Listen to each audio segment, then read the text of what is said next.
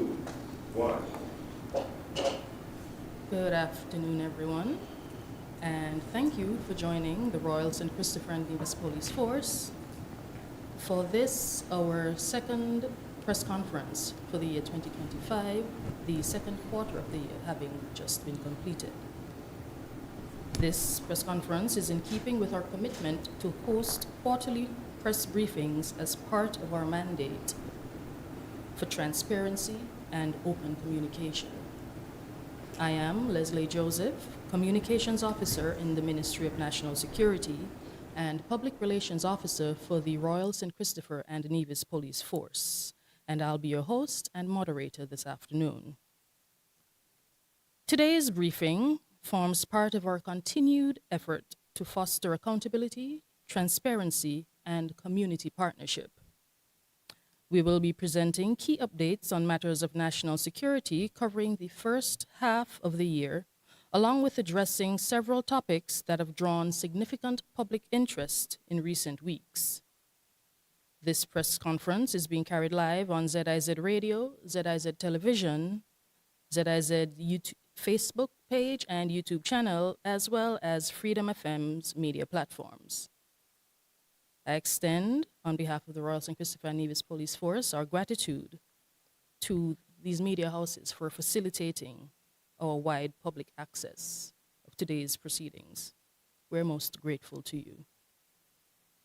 As is customary, we will begin today's proceedings with a word of prayer delivered by our Force Chaplain, Mr. Erickson Cumberbatch. Good afternoon, Head Table and wide audience.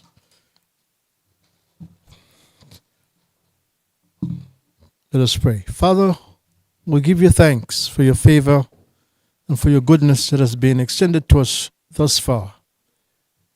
You have spared us from the wrath of hurricanes. You have brought us through a festive season. You have taken us through difficult times. But through it all, we can say, hitherto hath the Lord help us. As we come this afternoon, this press conference, we're praying that you will guide and that you'll undertake. We know, Lord, that there is a need to give clarity, understanding, and update and enlightenment. And so we give you thanks for the opportunity to present our officers to you. And so we pray that you'll bless them with what they stand in need of as they give themselves over to our public to make clear the situation as it relates to crime in our federation. So bless us together and the rest of the proceedings for Christ's sake. Amen.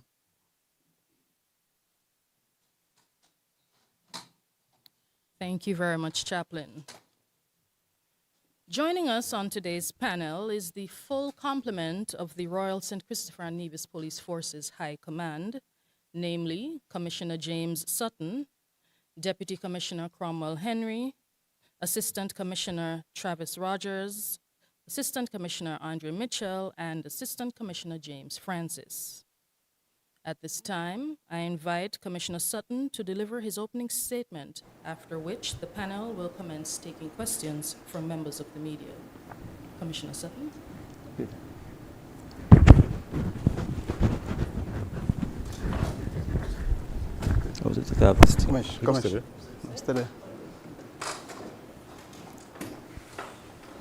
Good afternoon, ladies and gentlemen of the press, members of the public, and all who are joining us today via other media platforms.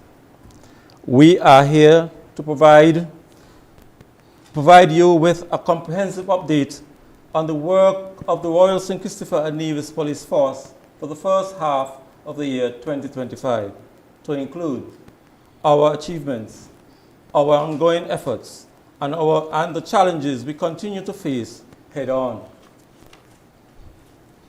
I must begin by addressing the matter that weighs heavily on the hearts and minds of our officers and indeed our entire nation.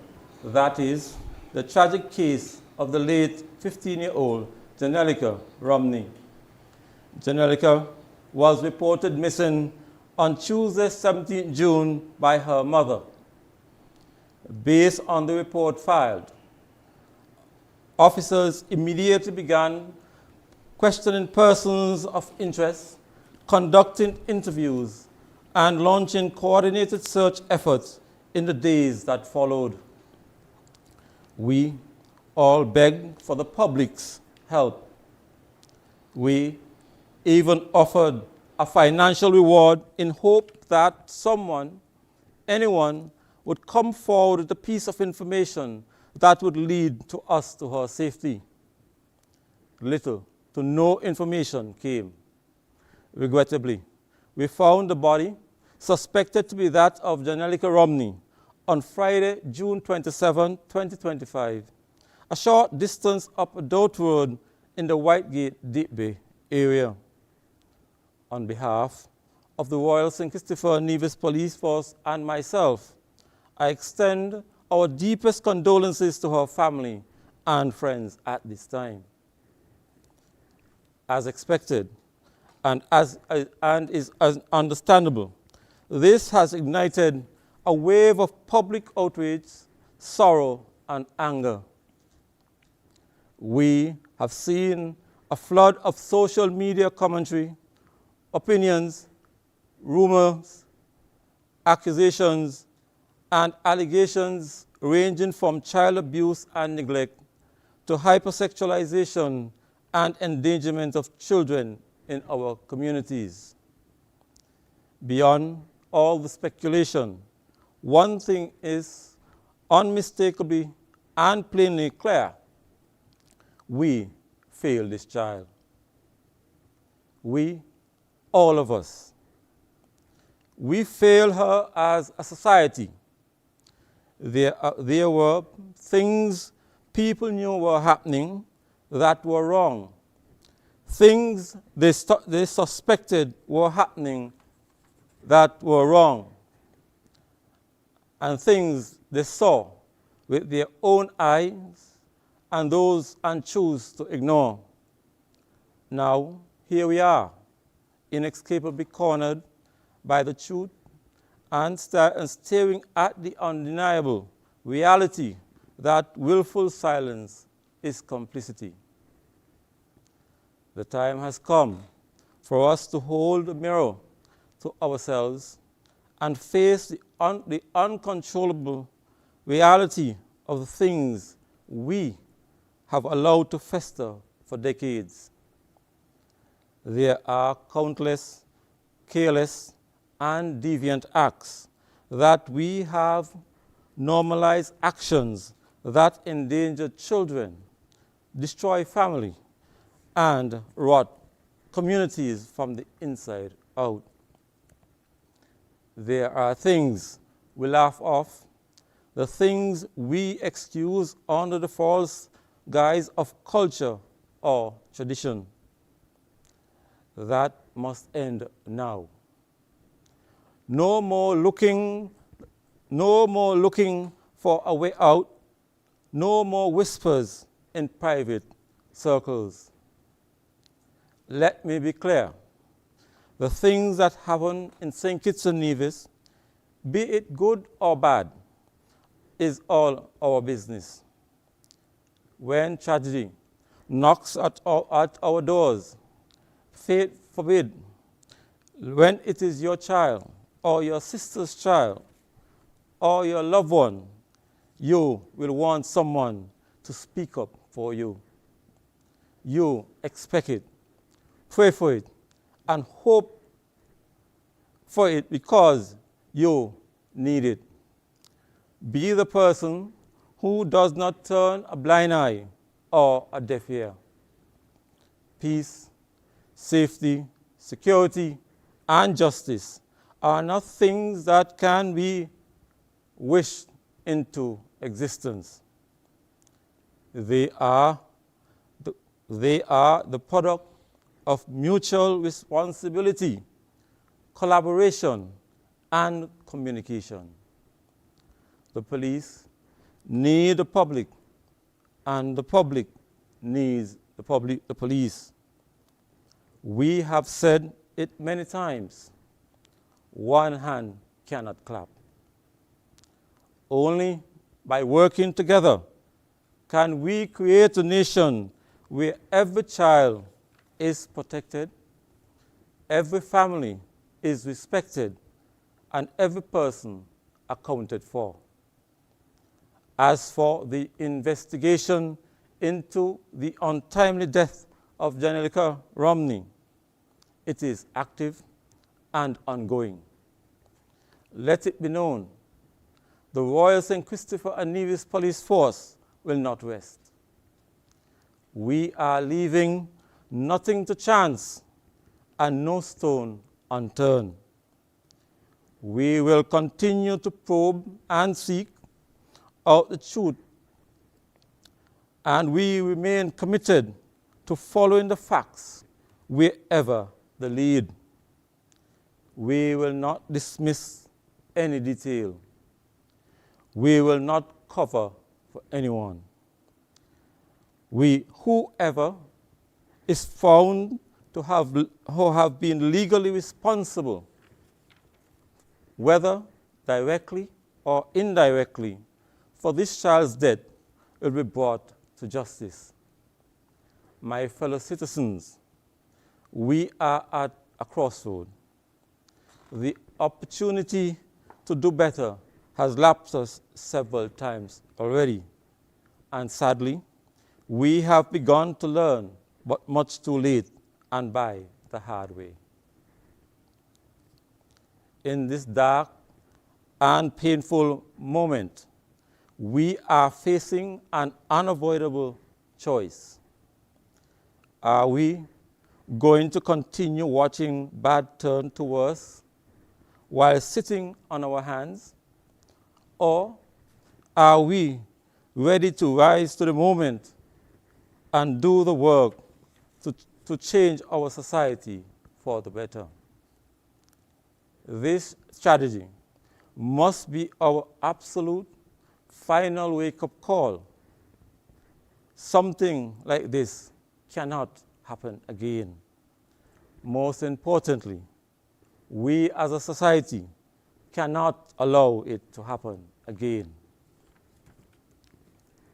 Let me give you a brief outlook on our comparative statistics for the first half of 2025. I will speak of the period 2023, 2024, and 2025. In 2023, we recorded 672 crimes. In 2024, we recorded 586 crimes. In 2025, we recorded 574, giving you a decrease of 2% overall. Let me break it down even further. Murder or manslaughter. In 2023, we recorded 17. In 2024, we recorded 16. In 2025, we recorded 4, a decrease of 12, a percentage of 75%. Attempted murders. In 2023, we recorded 5. In 2024, we recorded 14. And in 2025, we recorded 4, a decrease in 10, giving you a percentage of 71. For other bodily harm, such as wounding, grievous bodily harm, or actual bodily harm, in 2023, we recorded 93.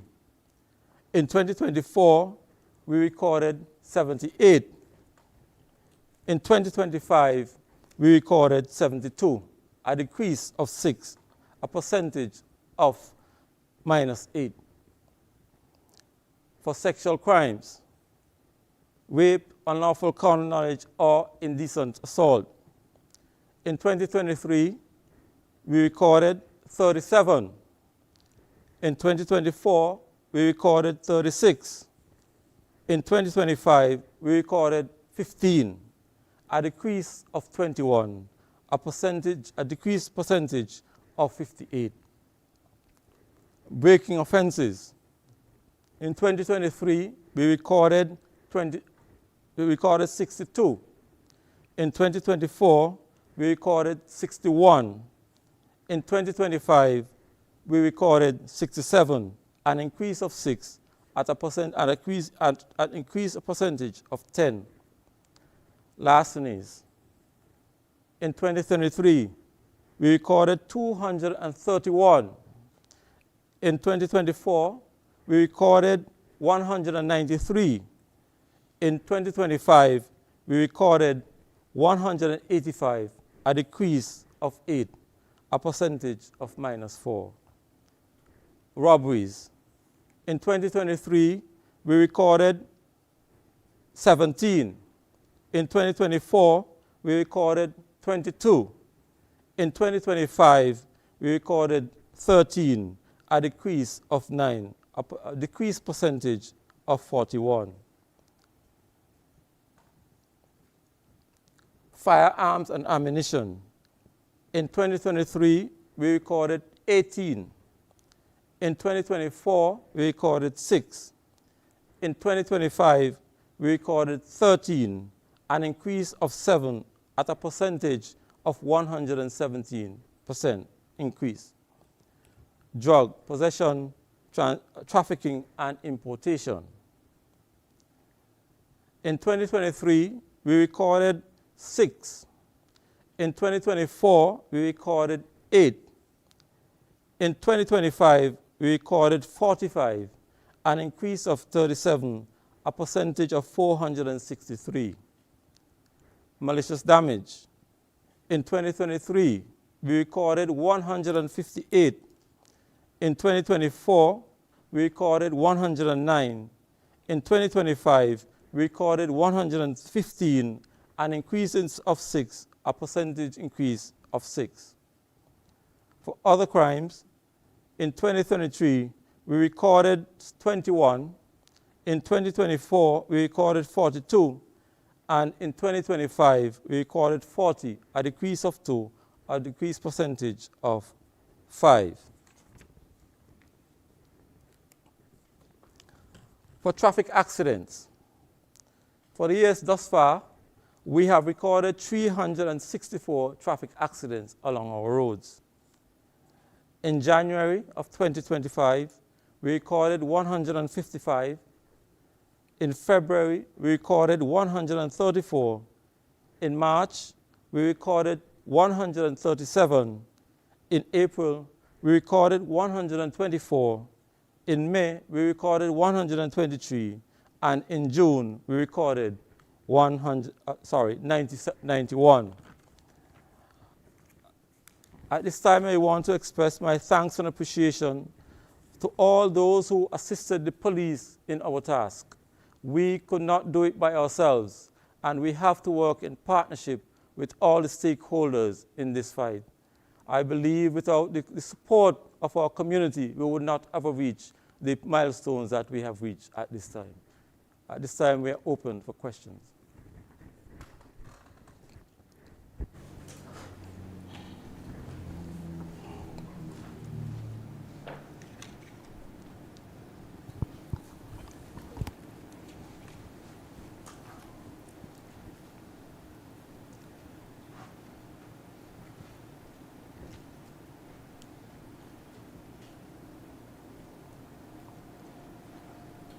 Good afternoon, Devon Cornelius, ZIZ.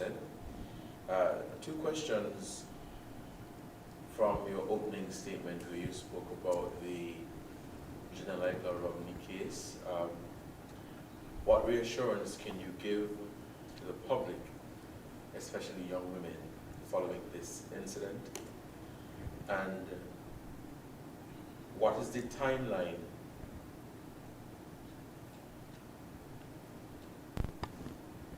No. So I don't think the public heard my question, so let me repeat. Devon Cornelius, ZIZ. Two questions.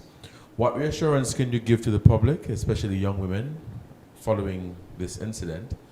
And what is the timeline of events leading up to her disappearance and recovery?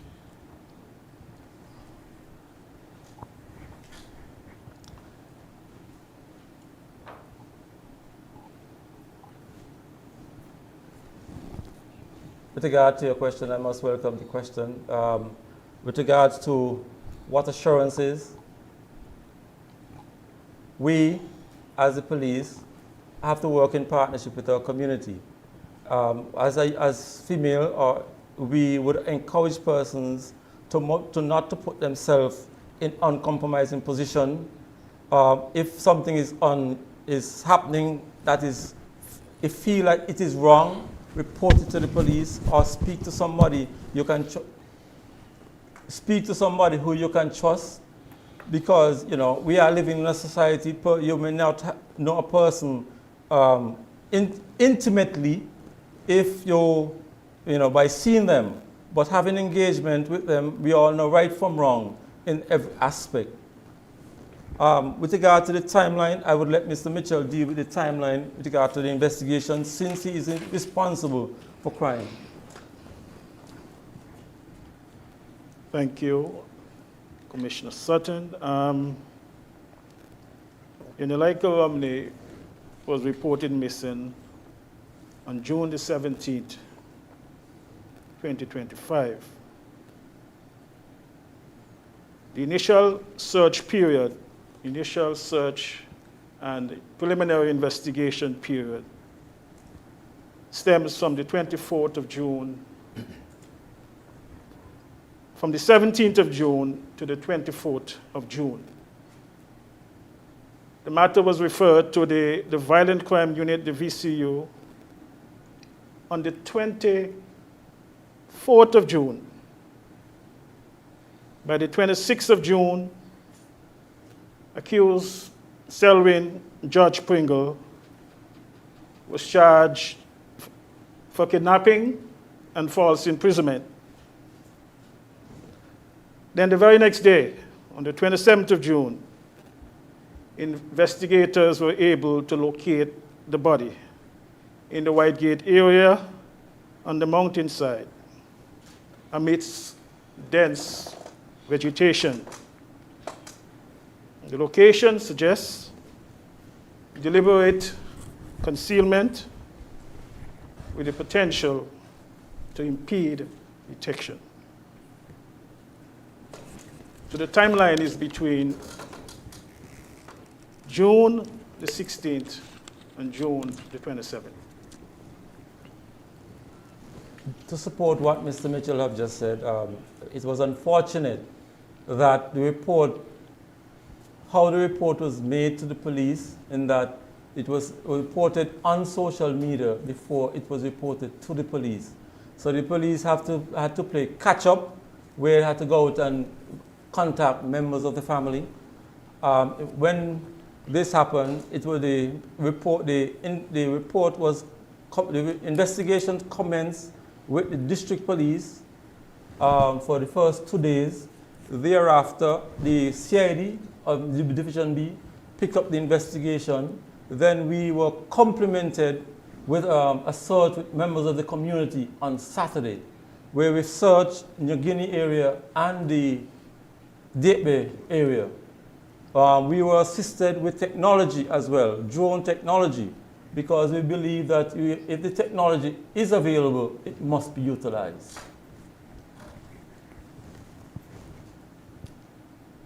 You noted that the investigation is active and ongoing. Do you have any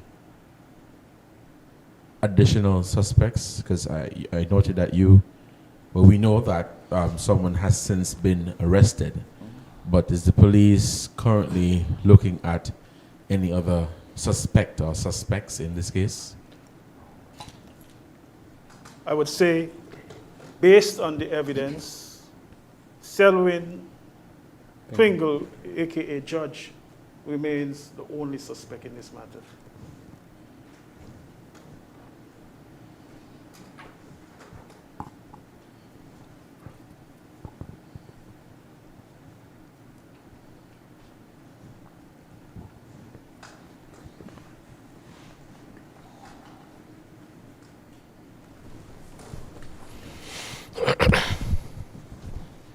Good afternoon, Yolanda Weeks, Win FM. I'm going to focus firstly on accident trends. If any, please identify the hotspots for traffic accidents in St. Kitts and Nevis, and also highlight the times of day, and if you can, the specific days of the week when most accidents tend to occur. And also include the demographics, whether it is new motorists, young drivers, senior citizens that are more likely to be at fault for the accidents. Yes. And also in terms of public education, despite having some very informative traffic talk shows, public service announcements, etc., we are seeing quite a number of traffic violations and accidents, especially over the past 6 to 8 months. How does the police force tend to raise awareness or intend to raise awareness of traffic safety in the country? Okay, let me attempt to answer the question. Thank you for your question, WinFM. In terms, without having statistics before me, in terms of the hotspots, with regards to the major accidents, the hotspots are wherever there are long stretches of roads. Persons tend to increase their speeds, tend to be less cautious, particularly when overtaking on long stretches of road. You know, our island main road has recently been resurfaced, so it is in very good. They are in very good condition, and so persons take advantage of the condition of the road, the good condition of the road, to speed, and then they increase their risk of accidents. So our major accidents are generally caused on wherever there are long stretches of roads, and persons drive at excessive speed with less caution. Apart from these serious accidents, we have a number of accidents that are avoidable, that are caused by persons who are distracted and run into the back of other persons, or exit from junctions without ensuring that the main road is clear. Again, a lot of the times the evidence shows that they are distracted, usually by cell phones or by in-car stereo systems. We have a lot of persons, young persons nowadays, have a lot of sound systems in their vehicles, and these create distractions for these drivers, which result in accidents at times. The demographics are varied. It's not confined to only young drivers. We have a mixture of experienced drivers and young drivers, but generally males between the ages of 25 to 40. Those are the range that we are seeing persons involved in accidents. So it's a mixture of new drivers and experienced drivers. And a lot of it is because of speeding and in-car distractions. Some of it are also caused by impaired driving, persons who are driving under the influence of alcohol, and we are taking steps to deal with these causes. You asked about education. I do not think it's a lack of education. We have at least 2 weekly radio programs on WinFM, your radio station, on Mondays, and we have one on midweek on Wednesdays on ZIZ, where officers from the traffic department each week speak to different issues that affect motorists on the road, with an attempt, with the intent of educating, hoping that they would result in better driving habits. We have embarked on a educating training. We have embarked on training for our officers. We are in the planning stage of conducting a breathalyzer course for officers. We have acquired from some breathalyzer devices through the kind donation from our PRO, and we want to make use of those devices. We have contacted a certified breathalyzer trainer from the US, who should be on island later this month, to train our officers, and hopefully we'll be able to target motorists who drive under the influence of alcohol. The Parliament has recently increased penalties for certain traffic offences, particularly the serious offences, careless driving, dangerous driving, and we've seen heavy fines being meted out by the court. We publish the traffic convictions weekly, and the fines are severe in some cases. In some cases, we have persons who are suspended from driving, but generally, stiffer penalties are meted out. We intend to take it a step further. Persons who are charged with dangerous driving, who are involved in serious accidents, we intend going forward to have them charged with dangerous driving and have their license suspended pending the determination of their charge. So if you get in a serious accident, you'll be charged for dangerous driving and your license is likely to be suspended until the case is heard. So we hope that these actions would serve as deterrents to persons who intend to drive carelessly on our roads. When they think of the consequences, hopefully they should be deterred by the penalties. Okay, I'll ask one more question for now as it pertains to traffic. The buses, the omnibuses, there's a lot going on in terms of accidents with omnibuses. Passengers are on board, other souls are on board. Does the police intend to have some sort of symposium or meeting with the bus drivers to educate them or to, what must I say, give them some sort of encouragements and further tips when they are using the road? Well, I'm glad that you asked that question. We are working closely with the traffic board, the Traffic Transport and Safety Board, and that board has embarked on a program of certification for motor omnibus drivers. This would be similar to what taxi drivers go through at the Tourism Authority, where they have to attend a seminar on different aspects of the industry. Well, we'll do a similar seminar for bus drivers on customer service, road safety, everything surrounding the bus industry. And so they would have to go through that seminar and be certified and be issued an omnibus license. So we want to move away from a person just getting a Class A license and start to drive a bus the next day. We are going to have a omnibus, they must obtain an omnibus license in order to drive a passenger bus.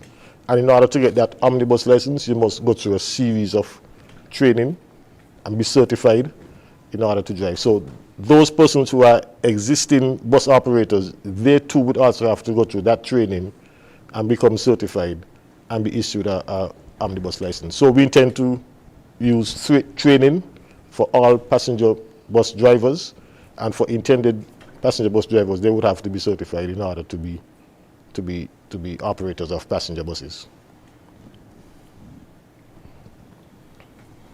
All right. Now we have a few questions that have been sent in virtually by the media. First question comes from Glenn Bart at SKN Newsline, and he asks, based on what has been discovered so far in the case of the death of Ms. Romney, is it likely that more charges will come? That's the first question. There are two more. Second question. In relation to data collected by police on violent crime, how do the police use such data to inform developing new strategies for crime fighting? Last question from Mr. Bart.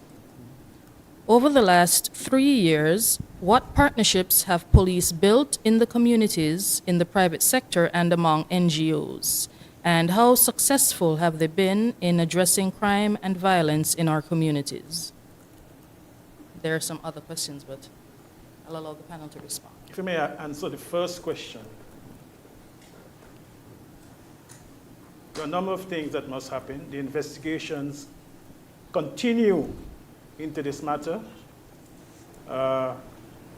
We have the post-mortem, which is scheduled in short order.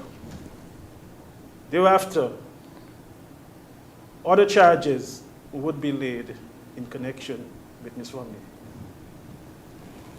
And these charges would be laid in short order.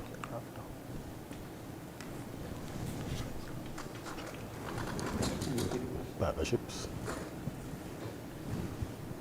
Just to repeat, the second question In relation to data collected by police on violent crime, how do the police use such data to inform developing new strategies for crime fighting? We, from the police standpoint, we utilize that data to guide our decision making. Whereas, for example, we look at the information as to the offenders and victims.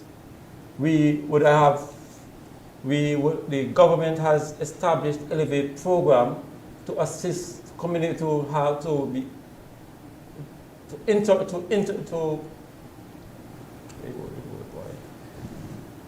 intervene with these persons, to show them their way of settling their differences is not the way society would want. There are other ways of settling differences. We also try to make them more productive within our communities. So it's a holistic approach when we look at the data. Data will guide our decisions as we try to move forward and advance in our strategies. We also look at the data and going into schools where we would have reintroduced the MAGIC program, because some of these persons are parents, and we want to create a positive impact on our young people. So we have gone back into the school with the MAGIC program and the TAP programs.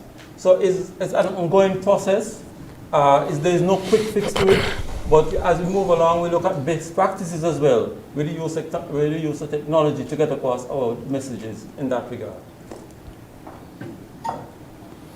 If I may expand on that answer, we use data in a number of ways.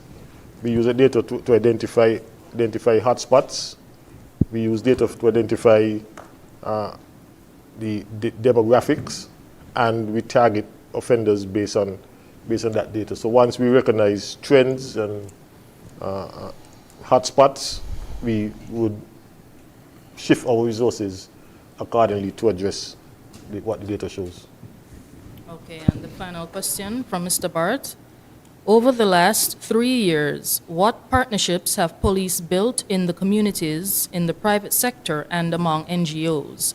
And how successful have they been in addressing crime and violence in our communities? The police have built a number of strong relationships with members of the community, such as the insurance companies, assist in sponsoring some of our programs, some of our initiatives. When it comes to traffic-related matters, we would have reached out to other establishments in sponsoring some of our tools in that regard. For example, some of them provide sponsorship for recently had the awards and appreciation ceremony, because our officers would have spent a lot of time making our community safe. And in a way of motivating our officers, we just held an awards and appreciation ceremony, and a lot of our corporate sponsors came on board. As you can see, we had to upgrade a number of our vehicles because we had to be more mobile. There we reached out to some of our business partners who gave us very good concession in that regard. We also, when it comes to our technology, we would have reached out to a number of our corporate partners there who have expertise to provide training and in that respect. So it's a partnership we continue to build on as we evolve, because as you can see, out of these strategies that we have put in place, we have made drastic inroads in our crime and violence within our borders. Going back to Ms. Romney's case, in what state was her body found, and what led the police to search the New Guinea area? And just to shift a bit, what is your response to concerns raised about people younger than the age of 18 being allowed to enter events that are of an adult nature? And if I could slip in this question, I think it was a few months ago, maybe a year, a boat came ashore with some bodies, some badly decomposed bodies. What is the status of that investigation? Where are the bodies? What happened, basically? Okay, as it relates to the state of the body was found in an advanced stage of decomposition. Advanced stage of decomposition with identification presumptive and based on investigative context. With regard to the investigation, the basic start of any investigation is to start from the inside out. We started the investigation from where she resides at New Guinea, and we branched out. And we go outwards. So that is the basic start for any investigation. Start in and come out. With regard to the bodies that were recovered, the post-mortem were conducted. We contacted our international partners with regard to identification. That is ongoing.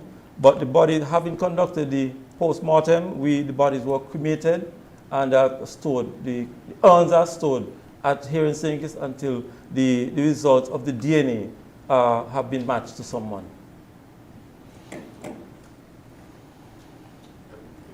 Children under 18. Charles, you want to answer that? I didn't. Your view on children under 18 attending adult events. Okay, thank you for that question. And I am happy that you asked that question because this was evident during the 2025 St. Kitts Music Festival. And we are concerned because they are juveniles, and juveniles has no place in an adult event. We pedal back to our adults who are encouraging such actions. And some would say that they don't have anyone to look after their teenager. But in other situations, you will see teenager alone at home. So we are definitely against it.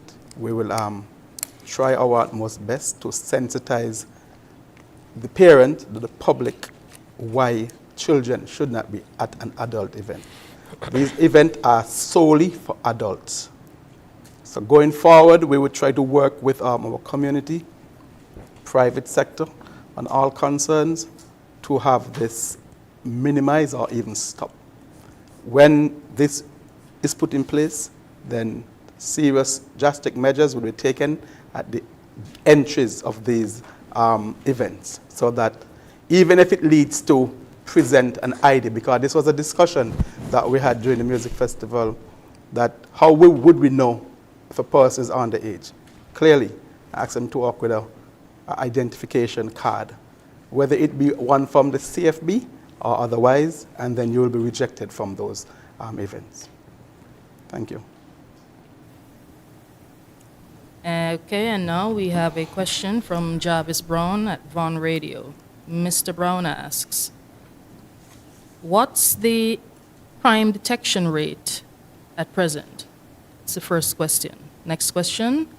In light of the disappearance and the subsequent death of Janelica Romney, can St. Kitts Nevis put in place an emergency message sending system? Such a system, he says, will allow all cellular phone users to receive alerts whenever a child is reported missing to police. Could you repeat the first question is that we have a detection rate of 44%. Could you repeat the second question? Second question is, in light of the disappearance and subsequent death of Janelica Romney, can St. Kitts Nevis put in place an emergency message sending system such that it would allow for all cell phone users to receive alerts whenever a child is reported missing to police? Francis. Reference to, thank you very much for that question. With reference to those persons, emergency management system, it is important for the police to collaborate with the telecommunication departments, and I am sure that can happen. In other countries, this is in place, particularly when I was overseas a few months ago and there was an earthquake. There's a particular system that comes out to sensitize the general public that there's an earthquake and the magnitude of the earthquake. So I am certain that with the communication and the collaboration with the telecommunication companies, Flow, Digicel, and other companies, I am certain that this can be put in place. And we would encourage things of this nature because our young people are very, very important to us. And in the event that something like that happen, we would encourage the general public to first report the matter to the police. Rather than jumping to social media first, report the matter to the police so the police can be engaged early so we can start the initial investigation. And so too, with reference to the question, once this mechanism is in place and a report is made to the police, that is where the police can then engage the telecommunication departments so the SOS basically can go out very quickly so the entire community, the entire federation can be on the lookout for this individual and channel the information back to the police so we can then send out the relevant resources and the relevant persons and so we can investigate the matter and bring home the young lady or the young man to their family as early as possible. To support what Mr. Francis had just said, we are looking at the whole emergency process in that we are looking at persons should be able to text in on 911. So if you, depending on where you are and you need some assistance, we are looking at that capability as well with regards to alerting law enforcement. So it's a whole comprehensive apparatus we're looking at because we believe that the technology is there. It's just up for us to utilize the technology to the best to our advantage.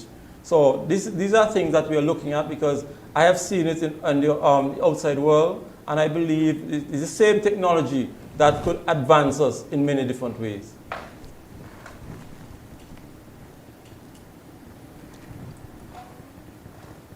In recent times, the crime scene or forensic department has been very, very visible. So I want to ask a few questions pertaining to that. What are the biggest challenges that the forensic team is facing, especially as it relates to collecting and preserving evidence? And we do not have the capability here to carry out all forensic analyses, and we seek assistance overseas. Does the department face any backlogs in forensic testing? How does it impact our investigations? And what is being done to address the delays? Our forensic department continues to be visible. That's the personnel. We continue to train our CSIs. We do not have any delays. We have a partnership with Cellmark Inc.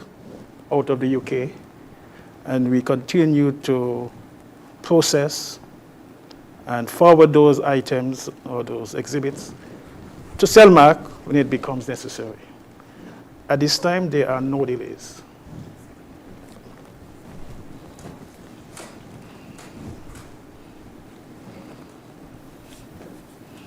Now we have a question from Jamiela MacPhail at Freedom FM. And Ms. MacPhail asks, in August of 2024, the police force issued a wanted bulletin for Philip Jones of Tabernacle, a suspect in a murder case. Is there any update? And has the police received any information about where he might be located? That's Ms. MacPhail's first question. There's one more. The second question, a young man was recently reported missing. He was last seen in Nevis. Is there any information that can be released about his case?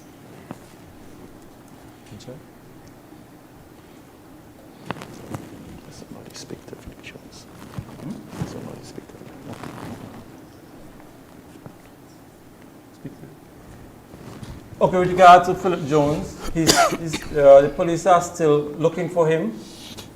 We have not received any additional tip at this time, but we continue to press on because we have listed him on our webpage.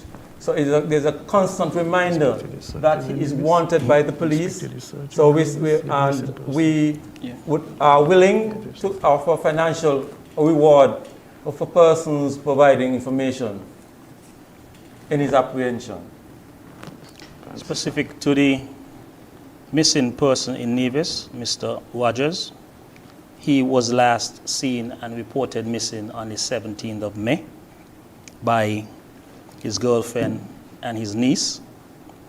The police immediately embarked upon searches for this individual. The police, along with the community and family members, they searched several places, highs and the lows. We used technology that is available to us to conduct the searches, such as drones.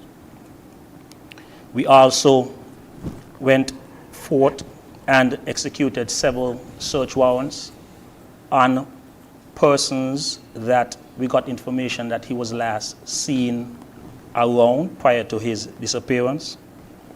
And at present, some electronic items are in police custody, and we are conducting investigation along that line. We are still open to the general public and solicit their assistance in this matter. So this matter is still an open investigation at this moment, and we are hoping for the best. Thank you very much. All right, we have one more question from Glenn Bart at SKN Newsline. And Mr. Bart asks, in relation to music festival, has the police relaxed the application of laws in relation to indecent language used on stage by performing artists? Travis. Okay, thank you for that question, Mr. Bart.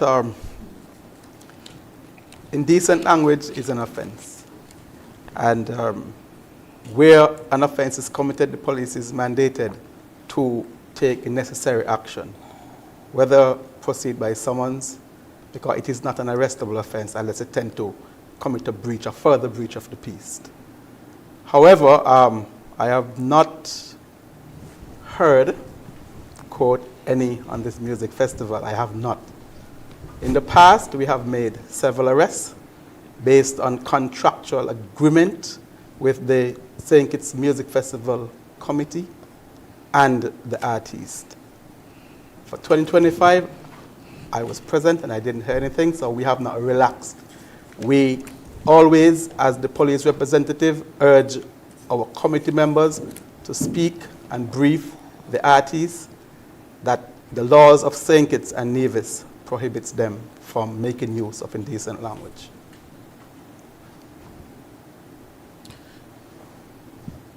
An update on the murder investigation into the death of Jamani Smithen, the 9-year-old, I think it was last year.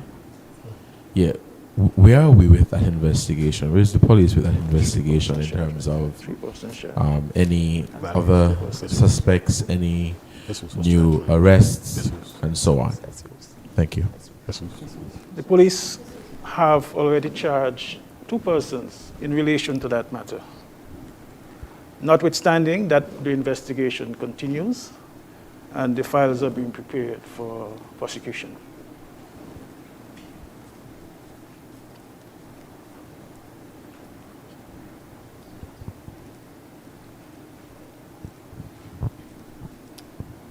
Okay, at this time, it appears we don't have any more questions from the media. And before we close, I invite the Commissioner to make his final remarks.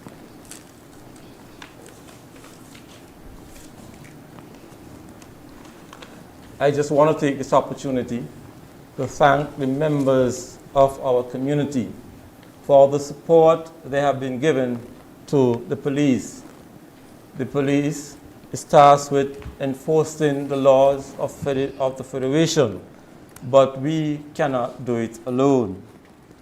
At this time, I want to discourage persons of making their reports on social media before coming to the police.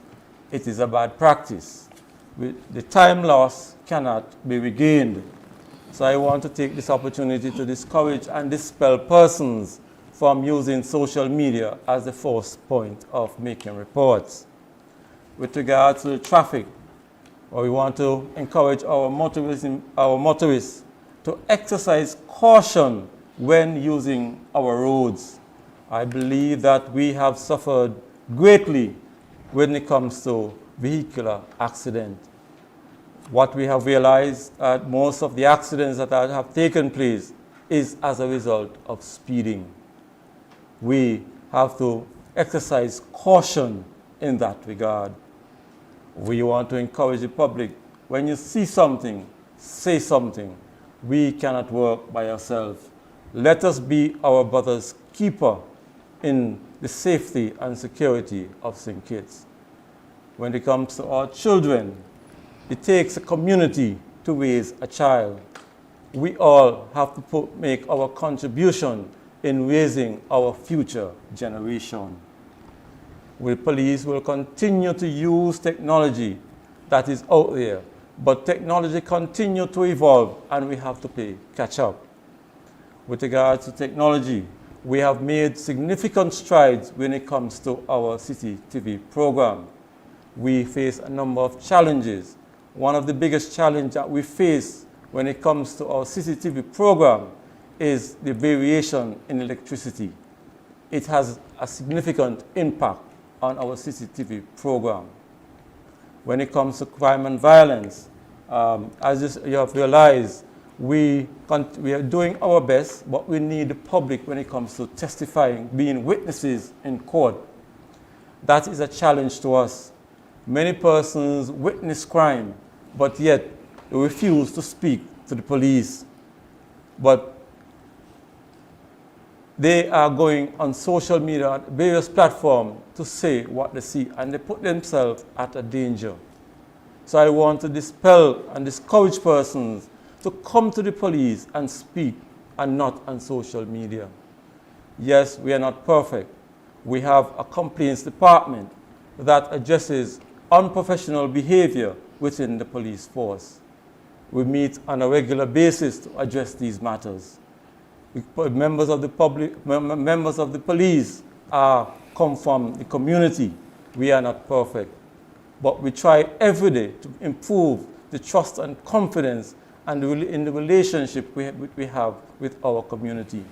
So it is a partnership that we are hoping to strengthen by being transparent and open with members of the community. So in closing, I want to thank all who have prayed and supported us in the efforts in the safety and security of our federation. I just want to say thank you and God bless you. Thank you, Commissioner.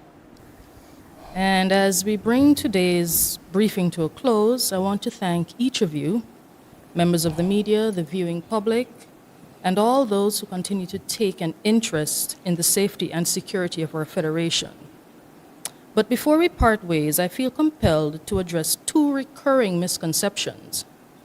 One, crime statistics are not a report card on the police. They are a reflection of the society we have built, the behaviors we tolerate, and the attitudes we allow to go unchecked. Number two, you, the citizens and residents of St. Kitts and Nevis, are first responsible for yourselves. You are your own first line of safety. The Royal St. Christopher and Nevis Police Force is literally the last line of your defense. So if you want to understand the true meaning behind rising crime or traffic incidents, be they major, be they minor, look not just at law enforcement, but look at enablers, normalizers, and bystanders. The numbers we report are not just statistics. They are evidence of how we as a society are conducting ourselves in our homes, on our roads, in our schools, and on our corners. It is not only the duty of law enforcement to curb crime, it is a collective national responsibility. And until we accept that, until we all choose to become part of the solution, we will continue to count numbers that reflect not failure of policing, but failure to act as a people. The dialogue does not end here. It cannot end here. We encourage the public to stay engaged, to stay informed, and most importantly, to stay involved. On behalf of the Commissioner of Police and the entire High Command of the Royal St. Christopher and Nevis Police Force, thank you all very much for your time and your continued support. Stay safe and be each other's keeper. I am Leslie Joseph, signing off for the Royal St. Christopher and Nevis Police Force.